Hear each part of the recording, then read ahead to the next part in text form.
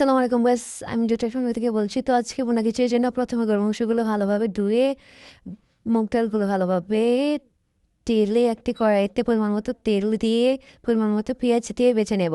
তারপর দুটো তেজপাতা, দুটো দারচিনি দিয়ে ভেজে নেব। তারপর 1 চামচ আদা দিয়ে ও 1 চামচ হলুদের ফাঁকি, 1 চামচ মরিচের ফাঁকি, 1 চামচ ধনিয়ার ফাঁকি, 1 চামচ জিরের গুঁড়ো দিয়ে ভালোভাবে কষিয়ে নেব। এক্ষেত্রে ভালোভাবে কষাতে হবে। যদি ভালোভাবে কষানো না হয় তাহলে একটি হলুদের বাজে স্মেল আসবে, সেটা খেতে ভালো লাগবে না। তো ভালোভাবে আমরা কষিয়ে তার মধ্যে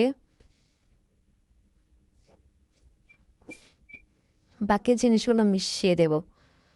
তো দেখতে থাকুন কী কী দিই। তো কষানো হলে তার মধ্যে একটু এলাচির গুঁড়ো দিয়ে কিছুটা পানি দিয়ে জাল করে একটা টমেটো কেটে দিয়ে দেব।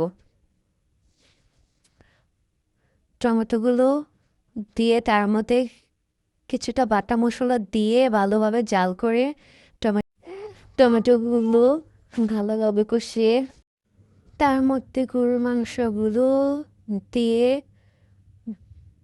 ভালোভাবে কষাতে হবে। আর হ্যাঁ, এক্ষেত্রে আবার গরুর মাংসগুলো ভালোভাবে কষাতে হবে, না হলে গরুর মাংসগুলো থেকে বাজে একটা স্মেল আসবে আর একটু শক্ত থাকবে। কারণ গরুর মাংস সবসময় যেভাবেই রান্না করেন না কেন একটু ভালোভাবে কষাতে হয়,